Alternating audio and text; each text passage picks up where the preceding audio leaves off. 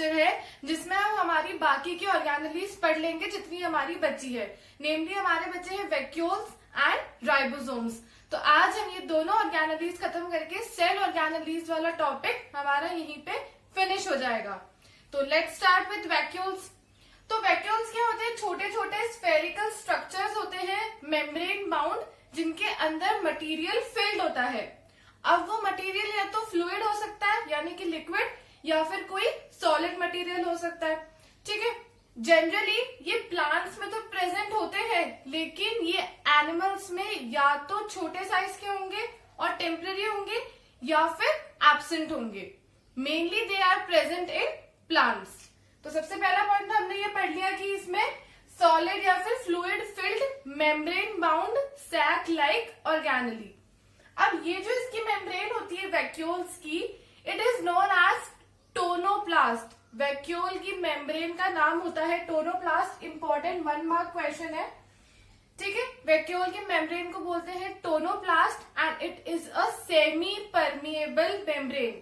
Semi permeable membrane हमने और कहाँ पढ़ा था? प्लाज्मा मेम्ब्रेन में, जिसमें कि वो सिर्फ सिलेक्टेड मटेरियल्स का ट्रांसफर अलाउ कर रही थी। तो सेम उसी के जैसी मेम्ब्रेन होगी वैक्यूल्स की भी।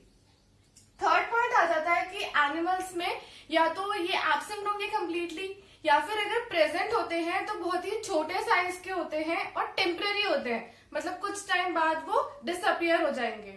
तो एनिमल्स में इनके दो फंक्शन होते हैं, एक तो ये ऑस्मो रेगुलेशन में हेल्प करते हैं और एक ही इंजेक्शन ऑफ न्यूट्रिएंट्स में हेल्प करते हैं। अब कैसे? क्या होता है कि जब सेल के अंदर बहुत ज्यादा पानी भर जाता है तो वो सेल उस पानी की वजह से खराब ना हो जाए, तो वैक्यूल क्या करेगा? वो सारा पानी अपने अंदर ले लेगा। ठीक है, मतलब ऑस्मोसिस हो जाएगा, movement of water from cell to the vacuoles. Higher से लोअर कॉन्सेंट्रेशन में मूव किया water through a semi permeable membrane, मतलब ये ऑस्मोसिस का फंक्शन हुआ। तो ऑस्मो रेगुलेशन मतलब वाटर बैलेंस को मेंटेन कर लिया, सेल को नुकसान नहीं पहुंचने दिया। तो इस काम में हेल्प करता है ऑस्मो रेगुलेशन में। किसके केसेस में? एनिमल्स के केसेस में। नेक्स्ट आ जाता है फंक्शन की इंजेक्शन ऑफ न्यूट्रिएंट्स में हेल्प करता है। अब कैसे? हमने पढ़ा था प्लाज्मा मेम्ब्रेन में फैगोसाइटोसिस वाला फंक्शन, जिसमें एक वेसाइकल बन के वो फूड पार्टिकल अंदर आ रहा था, तो वो फूड इंजेस्ट हो रहा था, मतलब बॉडी के अंदर वो फूड आ रहा था। तो वो काम भी किसका होता है? वैक्यूल्स का। ठीक है, वैक्यूल्स ही वो छोटे छोटे वेसाइकल लाइक स्ट्रक्चर बनाते हैं, राउंडेड स्फेरिकल स्ट्रक्चर, जिसके अंदर फूड मटेरियल पैक होके सेल के अंदर आता है। तो ये दो फंक्शन तो हो गए एनिमल्स में वैक्यूल के। प्लांट्स के केस में वैक्यूल बहुत इंपॉर्टेंट रोल प्ले करता है। प्लांट्स के केस में वैक्यूल्स बहुत बड़े होते हैं और परमानेंट होते हैं। ठीक है, और सेल के सेंटर में प्रेजेंट रहेंगे और अप्रोक्सीमेटली 90% वॉल्यूम कवर करते हैं सेल का। जब प्लांट सेल का हम डायग्राम बनाते हैं तो ये बात बिल्कुल ध्यान में रखनी है कि वैक्यूल सेंटर में और सबसे बड़े साइज का बनेगा। तो प्लांट्स में इसके फंक्शन होता है कि ये प्रोवाइड कराता है टर्जिडिटी। ठीक है, अब टर्जिडिटी कैसे प्रोवाइड कराएगा? देखो यहाँ पे लिखा है कि in plants they are filled with cell sap. तो सेल सैप क्या होता है? एक लिक्विड वाटरी सोल्यूशन होता है which is rich in nutrients. Nutrient rich watery solution is known as cell sap. ठीक है, तो ये इसके अंदर फिल्ड रहेगा और इसकी वजह से इसे टर्जिडिटी मिलेगी। कैसे? टर्जिडिटी हमने पढ़ा था कि जब सेल स्वेलअप हो जाता है, फूल जाता है, जब उसके अंदर पानी की अमाउंट ज्यादा हो जाती है तो वो टर्जिड हो जाएगा, यानी कि वो इतना स्वेलअप होगा कि वो बर्स्ट आउट ना हो। ठीक है, तो सेल को टर्जिडिटी और रिजिडिटी प्रोवाइड कराने का काम कराता है वैक्यूल। किसमें? प्लांट्स के केस में। ऑलराइट, तो प्लांट्स के केस में इसका इंपॉर्टेंट फंक्शन हो गया। अब ये तो हो गए वैक्यूल्स के जनरल डिस्क्रिप्शन की बात की एनिमल्स में क्या होता है, प्लांट्स में क्या होता है। अब ओवरऑल अगर देखें तो वैक्यूल के 3 फंक्शंस होते हैं। सबसे पहले तो it maintains osmotic pressure of the cell, जो कि हमने यहाँ पढ़ा ऑस्मो रेगुलेशन में, है ना। ऑस्मोटिक प्रेशर को मेंटेन करना मतलब जहां पानी ज्यादा है वहां से वो अपने अंदर ले लेता है ताकि सेल को नुकसान ना पहुंच सके। इट मीन्स कि ऑस्मोटिक प्रेशर मेंटेन हो गया सेल का, किसकी वजह से? वैक्यूल्स की वजह से। नेक्स्ट फंक्शन आता है कि it stores material, it may be toxic और यूजफुल। या तो कोई वेस्ट मटेरियल स्टोर कर लेगा जिसको थोड़े टाइम बाद सेल के बाहर निकालना है, या फिर कोई ऐसा यूजफुल मटेरियल स्टोर कर लेगा जो कि अभी नहीं पर थोड़े टाइम के बाद में यूज में आने वाला है। तो बेसिकली ये स्टोरेज का काम करता है, मे बी टॉक्सिक और यूजफुल, और इसी वजह से वैक्यूल्स का दूसरा नाम है storage sac of the cell. Important 1 mark question, which organelle is the storage sac of the cell? तो these are vacuoles।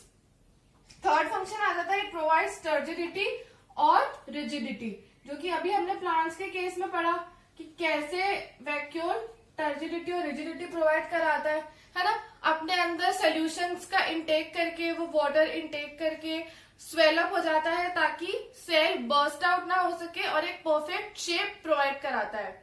ठीक है, तो ये तो था हमारा वैक्यूल वाली ऑर्गेनेली, बहुत छोटी सी और बहुत सिंपल है, जिसमें प्लांट्स और एनिमल्स के केस में अलग अलग हमने पढ़ा कि किसमें इसका क्या फंक्शन होता है और कहाँ पर ये ज्यादा इंपॉर्टेंट होती है।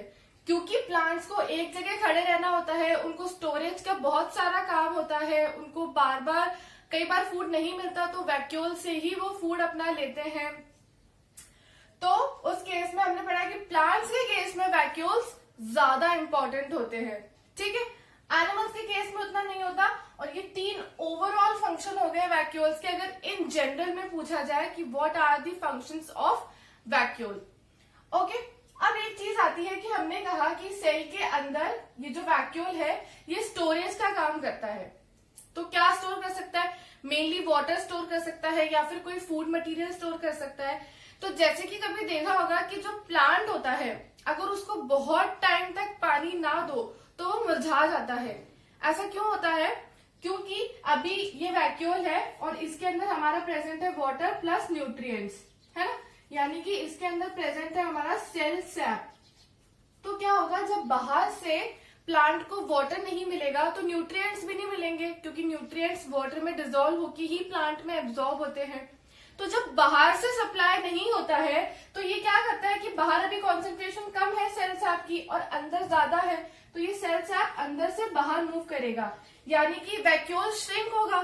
और वैक्यूल के श्रिंक होने की वजह से सेल भी श्रिंक हो जाएगा और इसी वजह से प्लांट भी मुरझा जाता है। क्यों? क्योंकि बाहर से हमने उसको प्रोवाइड नहीं किया है और अंदर से उसने यूज किया है।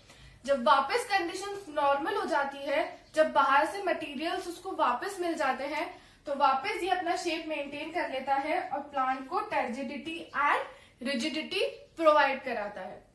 तो ये था vacuoles. Next will start with ribosomes.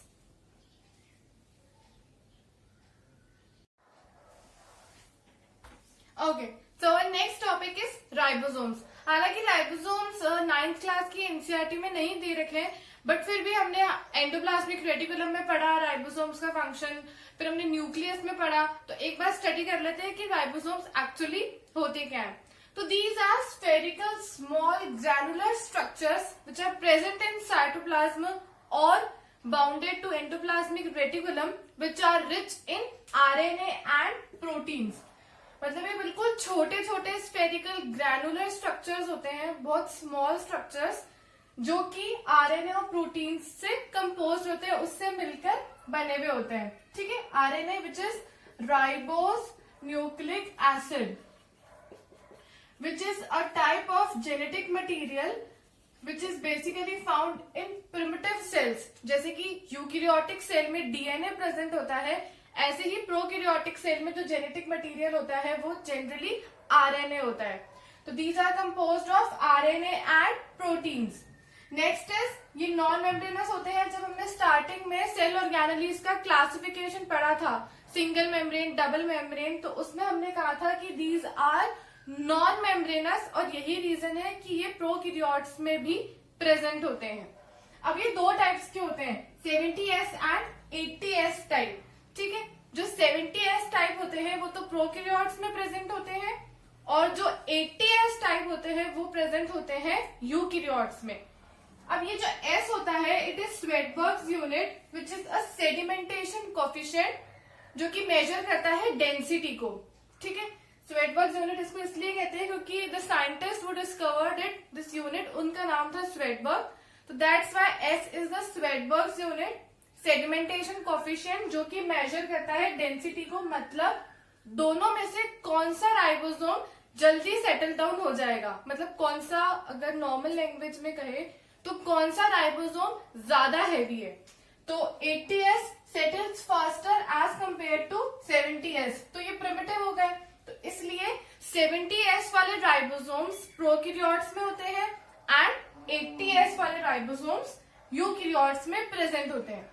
अब मेनली इनका फंक्शन होता है सिंथेसिस ऑफ प्रोटीन्स, जो कि हमने स्टार्टिंग से पढ़ा है, राइबोसोम्स सिंथेसाइज प्रोटीन्स। तो इसलिए राइबोसोम्स जहां भी प्रेजेंट होंगे वो क्या बनाएंगे, प्रोटीन्स, है ना। मेनली प्रोटीन सिंथेसिस का फंक्शन होता है।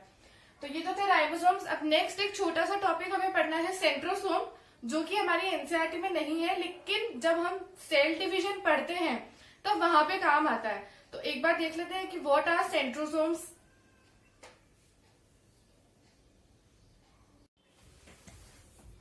तो नेक्स्ट आ जाते हैं सेंट्रोसोम्स। सेंट्रोसोम्स जो होते हैं जो कि हेल्प करते हैं माइक्रोट्यूब्यूल्स बनाने के लिए, है ना। और जो माइक्रोट्यूब्यूल्स सेंट्रोसोम्स के अंदर बनती है वो हमारे काम में आती है सेल डिवीजन के टाइम पे। तो क्या होता है कि ये जो सेंट्रोसोम्स होते हैं वो दो सेंट्रियोल्स से मिलकर बने हुए होते हैं। दो ऐसे सिलेंड्रिकल लाइक स्ट्रक्चर्स होते हैं जो कि एक दूसरे से राइट एंगल पे प्रेजेंट होते हैं। ऐसे इसमें बहुत सारी ट्यूब्स होती है छोटी छोटी। तो ये एक सेंट्रियोल है और ये एक सेंट्रियोल है, ऐसे दोनों सेंट्रियोल्स राइट एंगल पे अरेंज होके बनाते हैं सेंट्रोसोम्स, ठीक है। अब ये जो सेंट्रोसोम होते हैं ये हेल्प करते हैं सेल डिवीजन के टाइम पे, रेगुलेट करते हैं सेल डिवीजन को।